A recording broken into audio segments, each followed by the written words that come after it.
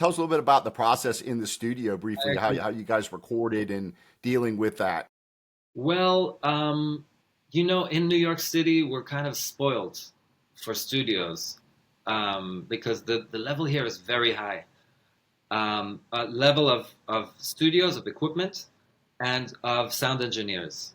So this is a great town to come and record your project because everybody, is on board. Everybody knows the deal, and people make it easy for you. And the Samurai Hotel and Andreas is no exception. It's actually, so all this is to say that we're used to working with a high level of professionalism, and this was, super high. So beautiful studio, very easy, very smooth. Um, I don't know. Maybe it's interesting for your listeners, for the listeners here to get a little bit of insight into recording, but recording in a studio can be frustrating. Um, First of all, there's always a certain amount of time, unless you have a huge budget, which most people don't. So there's always a time crunch. You're always only there for a few hours. Like, I mean, a day of recording might be 10 hours, let's say, but you think, oh, that's a long time. Um, but no, it takes a long time to set up, and it's a very intricate process, like setting up all the mics and the lines, the wiring, and then getting a good sound on each instrument. And setting up the instruments themselves. Sometimes, the piano has to be tuned, and um, depending on the studio, sometimes there are booths, so isolation booths, where you can record an instrument, and while you're recording with everybody else, you don't hear any of the other instruments in those mics. However, sometimes there aren't booths, and you're all recording in the same room, which means there's bleed. Um, Bleed meaning uh, another instrument's sound entering your instrument's mic. So that means there's a little bit of if every instrument in each mic, which makes it a little bit harder to mix because it would. That's why they invented the isolation booth. So How sometimes was this one done? this was How was this one recorded? this was done kind of mixed.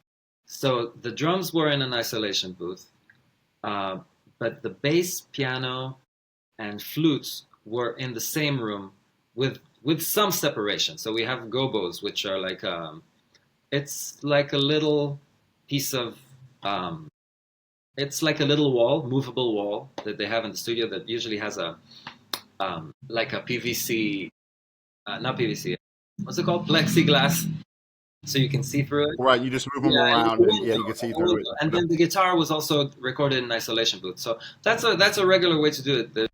There's what's called the live room in the studio, which is the biggest room where they have, and a lot of times the piano will be in the live room.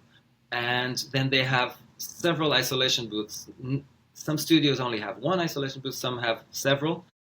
Um, and so and so you can choose. Now, some people choose to record everything in the live room because they like the idea of everybody being together. And even though the bleed makes it a little tricky to mix because you can't just make you can't just adjust each instrument alone. Every instrument has everybody else's sound in it. But sometimes that it's actually desirable because it gives that kind of cohesive feeling, and it doesn't feel like everybody's isolated. It feels like everybody's together in the same room, and that's actually a good feeling for music because it's all blended, and that's how music is really usually created. Everybody, like on a stage, everybody's on the same stage on the same room. Um, just a technical note. Um, Another reason that people like isolation is for edits because, like, let's say you played a wrong note on the record. Later, after you do the take, you listen, oh, that's a wrong note, let me fix it real quick. So then you can punch in that note or the phrase, a phrase like that. So when you're isolated, it's easy. You just re-record that Right. phrase and they put it in that spot where the original phrase that was played wrong was, that's easy enough.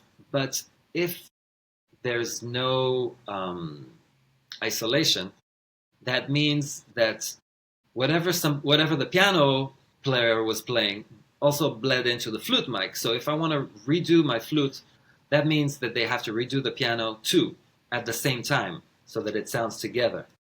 So these are little things that happen in the studio.